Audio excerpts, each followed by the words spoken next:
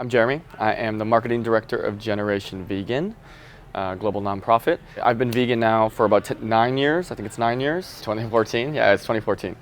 I went vegan because I was trying to prove my wife at the time, I was trying to prove her wrong that we could live off of a vegan diet. I was like a strictly carnivore paleo, not having it. I thought she was going to make herself sick, but she's like, watch the documentary. So you're trying to prove her wrong? Yeah, I was like, I'm an open-minded person. I'll watch this documentary because I love you and I'll respect it, because she was vegetarian. Yeah. So I was like, I don't think it's going to be good. She goes, watch the documentary. Oh, that's what you're trying to prove her wrong? Yeah. That you could actually watch it? Yeah, that I was going to watch it and that'd be okay, because I was a hunter. I grew up a hunter, a farmer, a fisher, conservative little rural Wisconsin town. Slaughtered my own animals, did the whole thing, yeah. So I was like, no, I've seen it all. There's no way that anything's going to change my mind. So I watched Vegucated. She was at work that day, and I didn't even make it through the whole movie. And all of a sudden, I was bawling, and I was like, it was the male chicks that got me. It was like a full paradigm shift, my whole body. I had seen small farming, rural Wisconsin, small farms, but I'd never seen that. And it like shut me off. I remember texting her and be like, I'm vegan, I'm never touching it again. She's like, I'm just vegetarian. I didn't know it was gonna go that far. She goes, I like eggs. And I was like, no, I'm done. I was like, I'm done. I'm not eating anything. Threw everything out of the fridge. I went, and at that point I was in school, like I was post-bachelorette trying to go for a nutrition major.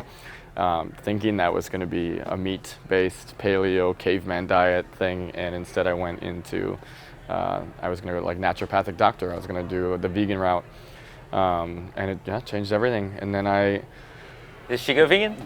She is vegan, yeah. So she's not as strict as I am, obviously, as like a full-time activist. She didn't go as she is now, yeah. Okay. Yeah. But she teetered for a little while. Oh, okay. Yeah, she didn't. I was cold. Well, I don't know what we said. We don't even say cold turkey. Cold tofu. Cold tofu. Yeah, thank you. Yeah, get myself in trouble.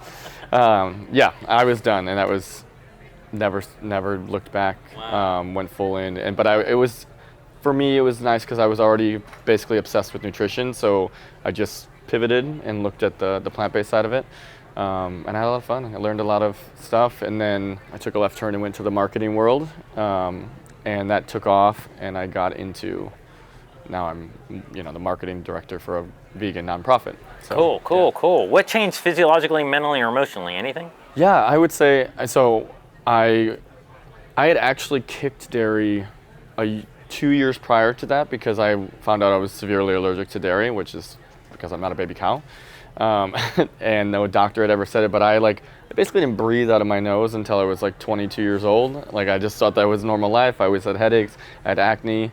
And I was in college, and I went to a doctor, and I was like, something's wrong. Like, I'm breaking out all the time. I'm like 22, something's off. They're like, you're allergic to dairy. They did the little thing, and it all swelled up. So I was like, so I kicked that. I still remember my first dairy-free meal. So that one was already kind of gone. I was in and out. I would cheat because I didn't have any ethical attachment to it. I was like, I'll feel crappy, but I'll eat it. So yeah, so then after that already, everything cleared. When I kicked dairy, I started feeling better, looking good. Besides whey, then I got into fitness, and so I was doing whey protein, and then everything came back. I got really sick. This is all pre-vegan, right? This is pre-vegan, yeah, pre-vegan. Yeah, and then post-vegan, it was great. I mean, my energy levels went through. I noticed I got really heavy into CrossFit and fitness for a while, and my recovery times were so good. Obviously hair, it just keeps growing out. Everything feels good. Still got all your teeth? Yeah, all the teeth. There's nothing and I was really nervous at first, so I did the whole. I can't tell. Do you have both legs? I have both legs, both arms. Yeah, everything still works so far, I think. Which diseases did you get? Yeah, I'm protein deficient and I have all the deficiencies. It's funny, the people who say it in the beginning, 9 years ago now, they're like, I'm like, so what deficiency can I have for 9 years? Because I don't think that's how the body works. Yeah, and now I'm professional in the plant-based space, so I'm like, I dare you to tell me something I'm deficient in. Please, let's start. Yeah, awesome. Yeah. So any other changes physiologically, mentally, or emotionally at all? Mentally, it was a spiritual change for sure. I felt connected to things on a different level. You didn't need ayahuasca for that? No, I didn't.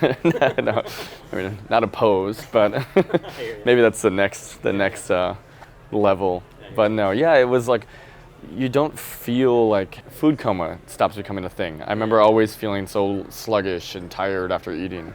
And I feel great. I feel energized by my food now. And you kind of become obsessed. Well, I became obsessed with like plants and berries and all the other fun things that you learn about, like not just sustaining yourself, but like keeping yourself healthy, like antioxidants and like the real benefit to some of these food items that before it was just like, I need protein so I can get muscle, and like I need carbs, but not too many. Where now it's like, no, I need like all of these micronutrients to actually live a long, healthy lifestyle, to promote healthy aging. Age gracefully. Age gracefully, yeah. I can't, I welcome my smile lines and my graying beard, but yeah.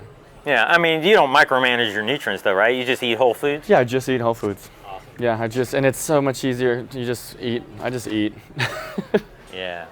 And then as far as like you and your wife, are you two having kids? Do you have kids? We're separated now, so no kids. Yeah, no, it's okay. We're good friends. We're still good friends. We did a nice, clean, we were together for like 15 years. Is she still vegan? She's vegan, yes. She's vegan, yes. And her partner's vegan now too. So yeah, so just like, we figured we were better advocates if we just went and turned a few other non-vegans. That's cool. Yeah, no, spread the love. Yes, we're good friends. But yeah, she's still vegan. All right. Do you think you could be with somebody else that's not vegan? I don't know long term. I've made some short term connections, dating, fun stuff, but I think it would really create issues in the long run, because for me it's become such a intertwined part of my life. And obviously as a professional vegan activist, like after I'm done working all day, I'd like to be able to talk to someone about what I worked about, and not be like, oh, I hope you're feeling okay. Like I'd be like, no, I got to talk to all these people who were in a different space, and so I don't know. And when you come to a vegan spot like Ava, you see all these wonderful vegans that are all around the world, and you're like, oh, we could find a vegan probably. Let's tell people what AVA is. What is that? AVA is the Animal Vegan Summit. Animal and Vegan Advocacy. Animal and Vegan, yeah, I missed the A. It's a lot of words. Advocacy Summit. This is year 2. This is my second time coming. Yeah, I saw you guys last year. Yeah, it's great. It was last year was my first year, and I had never been to. I'd been to like Veg Fest and stuff like that, but those are obviously more. You go with your friends. You kind of hang out with your friends. You see all the vegan influencers you love or whatever. This was like a really cool organizational side of it, where I was like, oh, what are you working on? Like, and we can help each other and we can grow together. And it's a very different. It feels like like business, like at a conference, but it's fun. A little more networking. Yeah, more networking. Yeah. Yeah. And so I'm curious, like, how often is it okay to cheat? In my opinion, I don't ever cheat. There's zero. It's not even feasible, or there's also just no reason to do it. I would say in my activism approach, I want someone to take whatever step they can take as fast as they can take it. And I'm happy to get them to the second step and the third step and the fourth step as fast as I can get them there. But I understand everyone comes from a different place, different walks of life, different accessibility, but we should be done cheating as fast as possible. Maybe that first year's a little rough when you're learning. Yeah, I mean, it's learning like curve. We live in an imperfect world, so it's hard to be a perfect vegan. Even vegans understand that, like, we're not void of damage in this world. Like, our presence is causing damage, whether crop production, not as much as an animal crop production, but still, it's there. I'm so glad you brought all these points up, because I think it's important for people to understand there's a learning curve here. You don't go from like not knowing a thing to suddenly being vegan and knowing how to do it perfectly. Yeah. Right? Yeah, you have to learn, and it depends on everyone's different with learning. I'm obsessive with learning, so like when I find something I'm passionate about, I'm in. But not everyone has that time. I mean, I was lucky enough to have that time when I became vegan. I think even if I did it now, because I have a full career and I have other things going on, it might be a little bit more difficult, because my life is a little bit more regimented now, and it would be harder to uproot. But when you want something, and that's really what changes in people, I'm like, if veganism is still a challenge for you, it might be because you haven't found enough reason to do it. For me, question it. It's just, it's not an option. So I learn whatever I have to make it work. Yeah, and you have that ethical core underpinning to help you endure that learning curve, right? 100%. Yeah. And how important is the ethical core underpinning for enduring that? I think it's everything. I think any human being understands that we all want to be healthy, so like veganism for or health, a healthy vegan, like to go plant-based for health is obviously a motivating factor as well. It's like, for me now, it's a fun symptom of becoming vegan. It's easy to quit your gym membership. It's easy to get off of a diet plan because that's kind of human nature. We ebb and flow. It's not easy to throw your ethics to the side. You're not like, oh, today I'm going to be a bad person. Not that meat eaters are bad people, but if it's rooted in who you are, which it is, and then eventually everyone knows you as the vegan, so it gets easier and easier. Yeah, it's not up for debate in my soul or my brain anymore. It is what it is.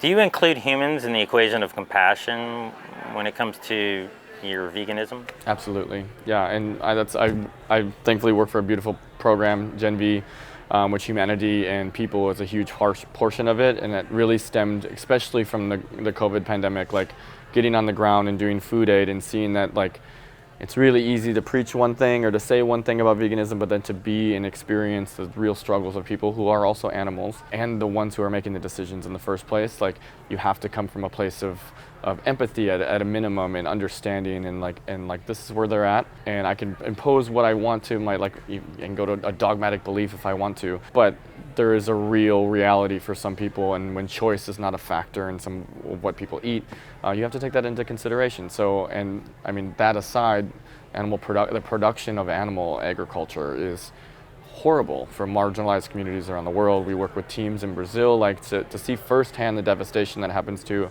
indigenous communities like the Amazon, like to have that video footage, which is a great privilege of working with the organization I do. Like, it's no longer like a statistic, it's a reality. And like, these are people who are getting interviewed on camera by us, who are like, the pork industry is taking our land, they're taking our homes, like they're ruining our water, the air we breathe. Like, and there's North Carolina, like the factory farms there, these individuals finally have a chance at the American dream, and then a pork production or a pig production facility moves in and ruins their water, their air, destroys the property value of their homes. Like, it's horrible. And it's like that aspect has to be brought in as well, because unfortunately when you get to the voting booth, it is a human that has to do the vote. So like, those individuals have to be accounted for as well, and their voices should be heard. You're making me think about my dad. He lives in North Carolina, and they literally, I've never told anybody this really, but they put a chicken CAFO right across the street from him, and we have to smell it and look at it, and I know what's going on in there. It's I mean, horrible. and it's got to devalue his property and everything. 100%. No one's going to move there, but, and that's... And then realtors have to disclose, if it's in a certain proximity, they have to disclose this because it's so toxic. Yeah, I mean, the water, you think of just even the groundwater, not even just... And he has well water there too. Yeah, and you think about it, even the amount of water that facility has taken, the fresh water, like, it's drying up those ground basins of water, like it's so many layers of, I don't know the proper word, but of injustice that's happening, both human and non-human animals. What about family? Like, are you able to enjoy holidays with them, and have you been able to convert any of them? Family's always a tricky one. I think I'll start with, you build a more aligned vegan family in the end, and I think that's what I usually talk to people. I was like, it can be scary, it can be a little bit, you get a little segregated in moments from your family, and I come from a rural town in Wisconsin, so like my dad still asks me if I can have beef jerky, like, is that vegan? Like, it's a really disconnected, like, like my grandpa, he was like, you can have chicken bouillon, right? Like, chickens ate vegetables, and I was like, let's just have a beer and not go down this road. Like, we're too far gone. But for most of those areas, it's such a different experience, because they're a little bit more connected with nature in the rawest form. Like, they are hunting, they are fishing, but they're living in more connected lives. It's not like where I came from anyway.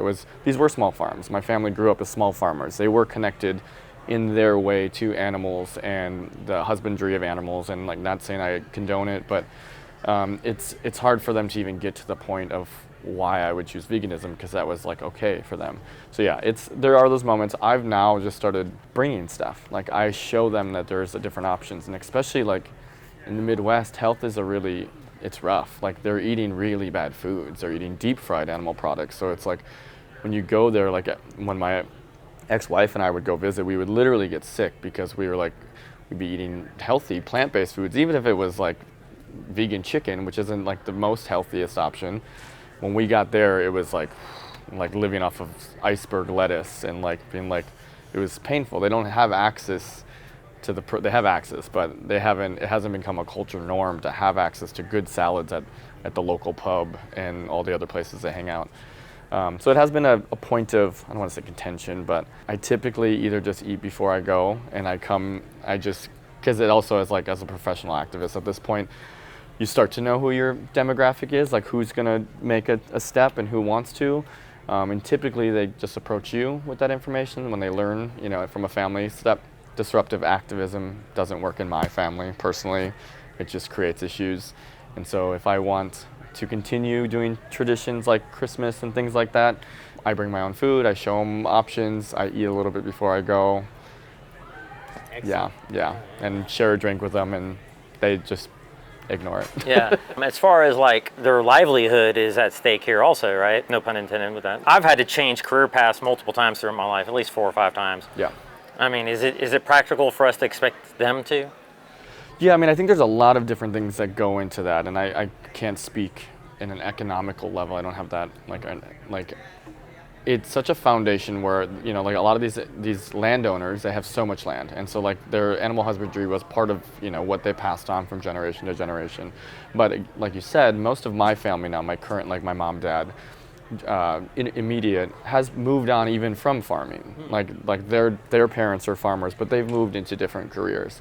There are still those farmings, but it's still apparent when you go that they're being like gobbled up by other farms. And so like not every time I go back, I'm like, that's a really big farm. Like what happened to all the small farms that we were talking about? I was like, and a lot of them get stuck, most studies will show, these small farmers get stuck in loans, and they get stuck literally selling grains to larger factory farms. Their milk production, everything is set by a bigger conglomerate that's controlling the market prices. So most of these individuals are not living lavish lifestyles. They're stuck in a career and I think for a lot of them, especially if they're older, there isn't an option to jump careers. Like they are probably going to ride it until it tanks, basically out of pride and maybe out of necessity. And I get in debates with some individuals that I grew up with who are in the dairy industry, and they're like, no, we're helping small farmers and families, and I personally think if you truly care about small farmers, you should be pushing a vegan and plant-based message,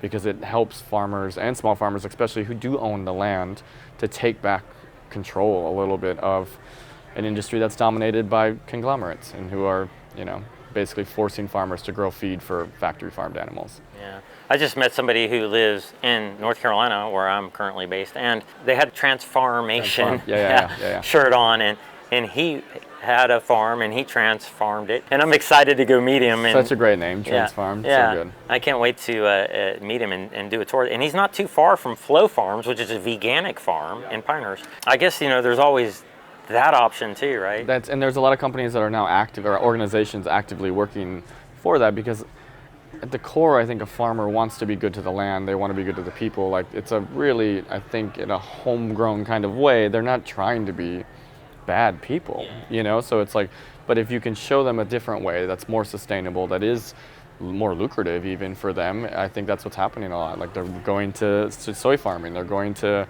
growing oats for oat milk, and it is. Or mushrooms in a chicken CAFO. Yeah.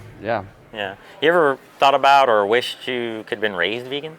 Yeah, because I still have like the pre-vegan traumas sometimes, like when I think back to my hunting, fishing, like the artificial impregnation, like all of the things that you see as a really young age, honestly, and it's really normalized young, and it like grosses you out to think about now as an adult.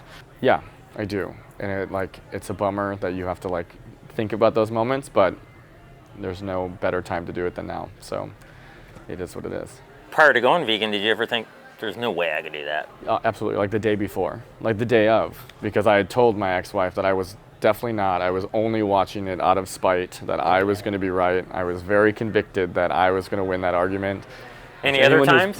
Any other times you thought that? Yeah, I worked at a restaurant at that time, and I had just moved to California. I didn't know what quinoa was, so I I like remember studying the menu and being like, quinoa, like what is quinoa? And the shit, like everyone at this restaurant made fun of me because I was already the little Midwestern boy who came in. I had my thick accent. I was like out, walking out.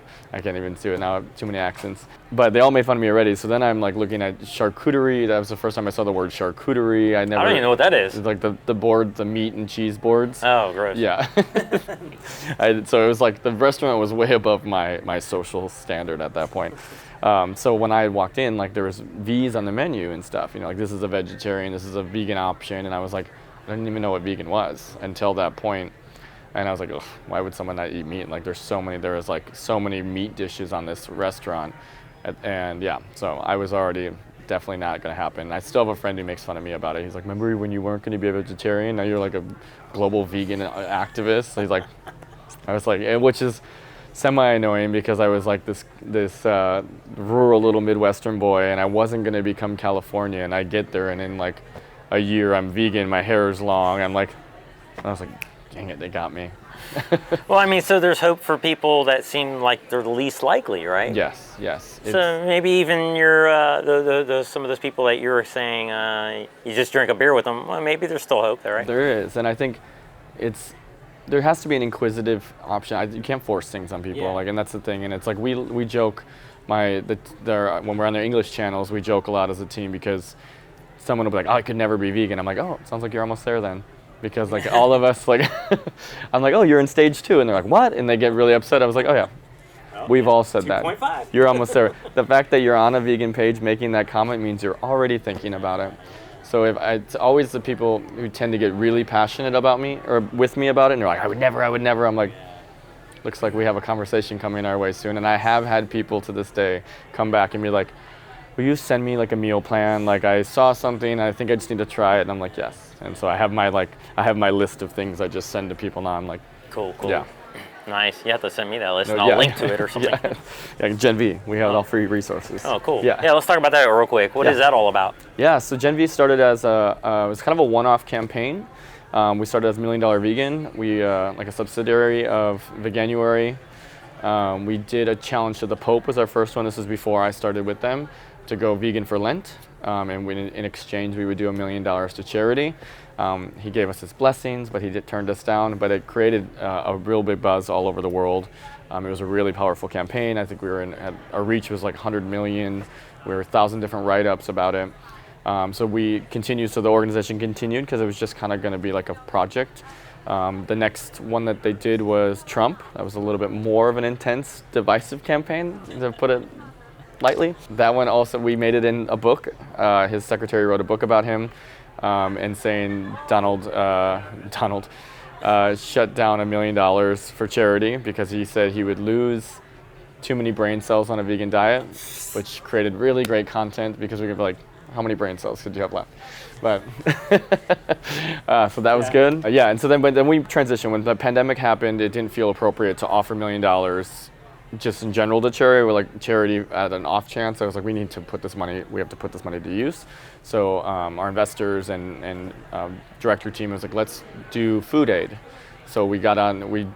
Obviously it was hard because we were in lockdown. So we ended up doing over 1.5 million meals in the end, in 70 different cities across the world, everywhere, like India, Brazil, everywhere, honestly. So that was really, really interesting, and it opened all of our eyes to the different perspective, like I was saying, to veganism and plant-based, and not just the animal aspect, but like how plant-based can truly change these communities that are being really affected in an indirect way from meat eaters, or for those who are consuming meat.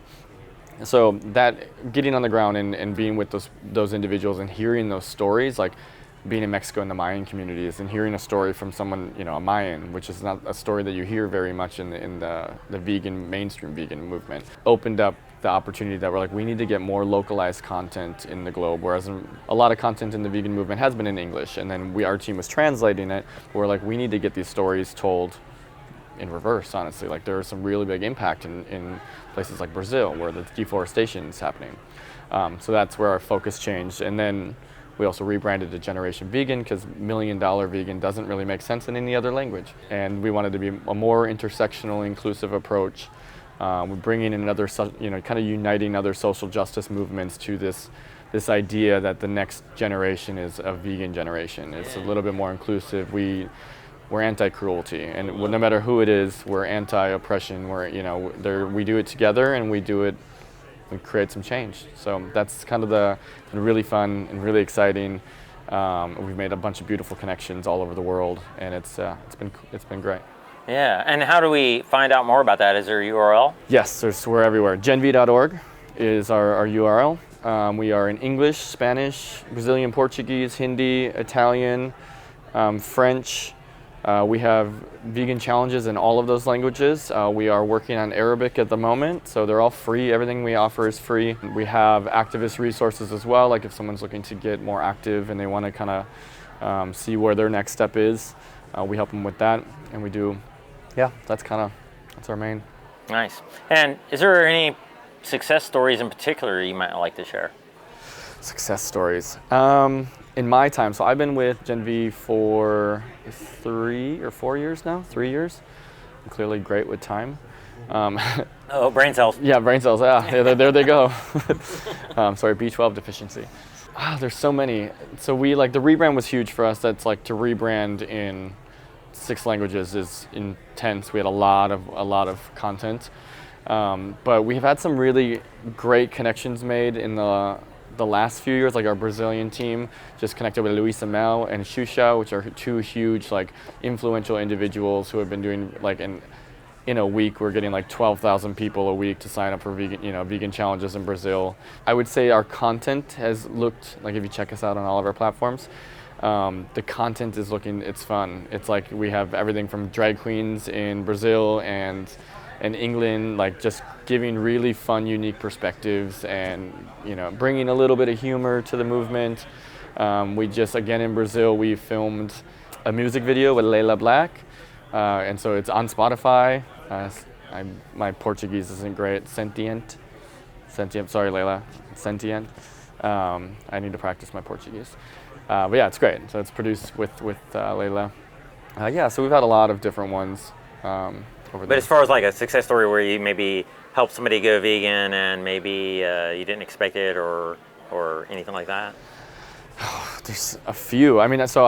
Personally, I have friends now actively always asking questions and being hey, you're the vegan guy. I have some questions for you. You're the vegan guy. Which is a testament to being loud and proud about who you are. I was a quiet step around people vegan for a long time. Which does make more people more comfortable, but it makes you less of a resource in the end because people don't know, because it is scary to go vegan. There's in your brain a lot of sacrifice has to happen. You have to, at least you think initially, you actually open your world to a whole many different opportunities. You initially are I'm gonna have to sacrifice Christmas. I'm gonna have to sacrifice this tradition. I'm gonna have to, whatever. So being loud tells someone else that there's someone there for them, and it is really helpful. And that's usually people will hit me up and they'll be hey, what do you do in this situation? So I would say I don't want to name names, but I've had a few close individuals over the years kind of reach out, or I'll get a DM on Instagram, be hey, you mind sending that? I have a few I'm still waiting for. There's always something in the pending. I'm you're getting close. For a while, I didn't feel like anybody was listening, and then one day, a friend said, "Hey, I've been changing the way I've been eating," and I'm well, you haven't commented on anything. I had no clue, Yeah, so it's just and it's for every roach, there's 3,000 you don't see. There's I'm a big analytics person, so even on my personal page, I'll creepily track my own analytics, and I've noticed even I'll add links, I'll make I try to take a gentler approach sometimes because you look like individuals like Tabitha Brown, who's vegan, but without screaming it, but she's made a huge impact. And there's that, the pragmatic approach has its place, if not maybe the main place, because it does show people that veganism can be normalized. It's normal. You can have a great, fun, beautiful life and, not always wield a sign, which I'm all about that too. But, so I've tried to take that approach in some of my socials where I'll be I'll just make a delicious looking meal, snap a picture, and then I'll put a little link that says my inspiration. And I'll see that people we'll click those links and go check out, and obviously it'll be to a vegan recipe site. But it just opens up different doors when someone's ready to see it. Do you have any quotes you want to share? Quotes. Here is my favorite. And it's gotten me through a lot, especially being completely remote gets really lonely as a vegan activist sometimes, because you're literally talking to a computer, you think you're doing something, you can see the analytics, and your team's, I have a team of 20. So it's like you get thousands of anti-vegan comments a week, and your team of 20, and you're like, can we do this? But yeah, Margaret Mead, never doubt that a small group of thoughtful, committed citizens can change the world. Indeed, it's the only thing that ever has. Yeah, that's probably my favorite. I used to have it on the wall behind me in my, right before I moved. It was like a little quote, and that one gets me excited, just like, we got this. Because even to look through history, it's always some small group of crazy people who make the world a better place. Yeah. Anything coming up next that you want to share? Yeah, we have a few different things we are... Without dating this? No, I think, I guess we're working on the Earthshot campaign right now, which is cool. I don't know if you're familiar with Earthshot. It gives awards to innovative technology and stuff that are help for climate change. They don't have a plant-based category. They have a category for energy and other things like that. So we've been petitioning, and we have a bunch of really big, high-name individuals that have finally have really taken speed. So we're going to petition them to add a plant-based food systems category.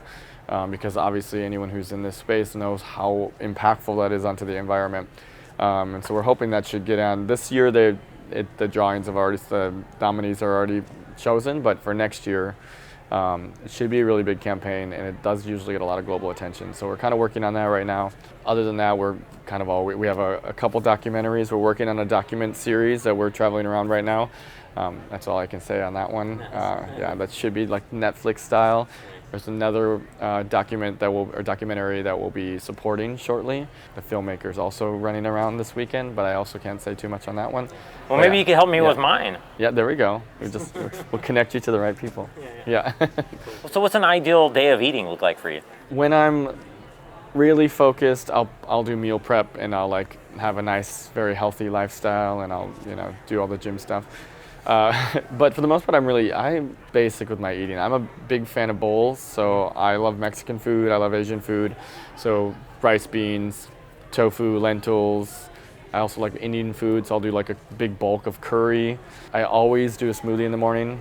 I'm not a huge breakfast eater, so I'll do a big smoothie, sometimes with a protein shake if I need a little extra boost. Lunch is usually a big meal. I'm also a huge pasta fan, so I fell in love with the protein pastas, so lentil pastas rather than a wheat or whatever. So I'll do lentil pasta, spaghetti. I try to get as many greens as I can, so usually a salad, or if I'm lazy, I'll just throw them in the blender. Yeah. Yeah. You have any last minute encouraging words or anything that we didn't discuss that you want to throw out there? I think for anyone thinking about it, you're about transitioning to a plant-based diet, just do it. You're already there. If you're thinking about it, you're already there. It really just, if you have a question, just Google it. Most people I talk to, well, how do you get protein? I'm like, just Google vegan protein. Just Google plant-based vegan protein. You can literally use ChatGPT now. I know we're in an ethical debate about this. I literally went into ChatGPT and I was like, make me a meal plan, a vegan meal plan that hits this amount of macros, for 7 days, and I want to cook it all on one day. I want to meal prep it, and it creates the whole thing. And I'll be like, send me links to the actual sources, and then if it says I know this is anti-vegan, but I don't love mushrooms. I know I don't love them. I try. I eat them. Maybe later. I used to be that way. I chop them up tiny. I will eat them. I don't love them in a restaurant. I think maybe I had a little trauma from every vegan option being a portobello mushroom for a little while, so I was like, oh, I can't do it. But so if ChatGPT brings up something like tofu, maybe you're not a soy fan, you're allergic to soy or whatever, you can be swap out the soy for a different protein, and it'll throw lentils in, and it's so easy.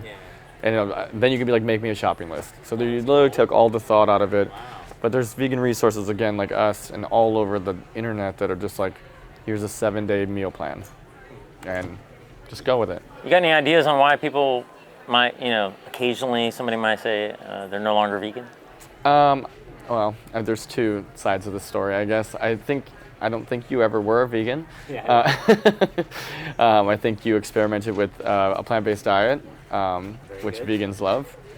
Vegans also do. If your reason's health, that's great. Again, we all have to be sustainable. We're also animals. Like we should live a long, healthy life. As long as that long, healthy life doesn't include animal suffering.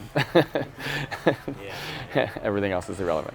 But yeah, I think you just maybe were doing it for the wrong reasons. Like I've had people that I had someone I was dating who was like went vegan for me, and then after we separated, found out like, oh, so and so, like one of my vegan narcs was like, so and so's got has a meat in their story. I was like, well, it's almost more offensive at that point. I was like, I wish you would have just been authentic to yourself and not done something for me, because don't go vegan for me. And like I have nothing to do with it. Don't even think about me when you go vegan. Like use me as a resource, but it should be for the animals. It's not a hard concept to grasp. We wouldn't hurt XYZ animals, so we shouldn't hurt ABC. Like it's just, especially if you don't need to. If you're in the wild, survive, I guess, but we're not. You got any personal URLs or handles you want to throw out there real quick in case somebody wants to follow up? Yeah, I'm not super, it's funny, as I run 30 social platforms, I'm not too on my own very often, but I am on Instagram at Jerrbur, JERRBUR. So if you want to engage there, I'm usually throwing out some fun stats once in a while, or sitting on the beach and trying to, decompress. Nice. That's about it, though. Excellent. Well, thanks so much for your time, man. Yes. And I'll let you get back to the conference.